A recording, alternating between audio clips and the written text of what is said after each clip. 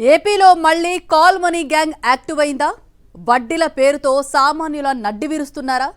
అప్పు ఇచ్చేది గోరంత అయితే కొండంత వసూలు చేస్తున్నారా అంటే అవుననే అనిపిస్తోంది.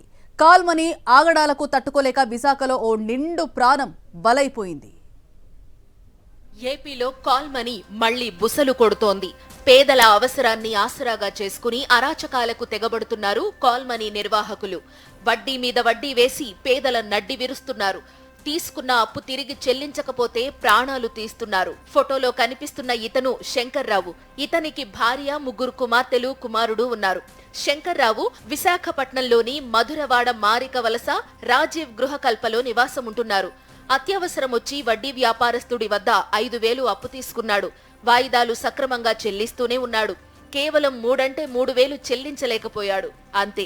వడ్డీ వ్యాపారస్తుడితో పాటు అప్పు ఇప్పించిన మధ్యవర్తి శంకర్రావును ఎలా వేధించారో ఆయన సోదరి మాటల్లోనే వినండి. 10,000కి 2,000 వడ్డీ సార్.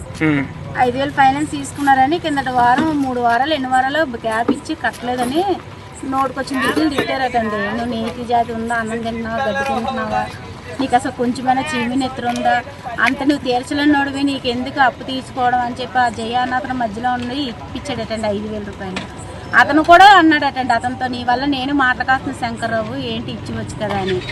అయితే కిందటి వారం గోలగోలు చేస్తే ఇంటికి వెళ్ళాను. ఏమైంది ఏంటంటే 3,000 గురించి నా పరువు తీసేశారు, నన్ను ఎదనం చేసేసారు, నేను ఇప్పుడు ఏం చెయ్యాలని చెప్పి గోలగోలే చేశాడండి. పోలనియా 3,000 కదా, వచ్చే వారంకి ఇచ్చేద్దాంలే, ఎలాగో సెట్ చేసేద్దాంలే అనేసి అనుకున్నాం. ఈలోగా ఇలా ఉరేసుకున్నాడండి. ఏమైందో అసలు ఏంటో తెలియదు.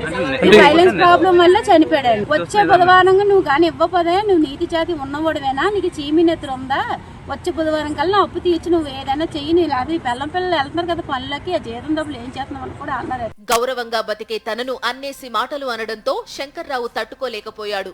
3,000కే తన పరువంతా తీసేశారని కుమిలిపోయాడు. తనలో తానే కుంగిపోయాడు.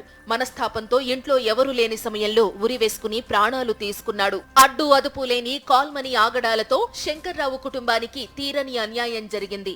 పెద్ద దిక్కును కోల్పోయినా అతని కుటుంబం ఇప్పుడు రోడ్డున పడింది.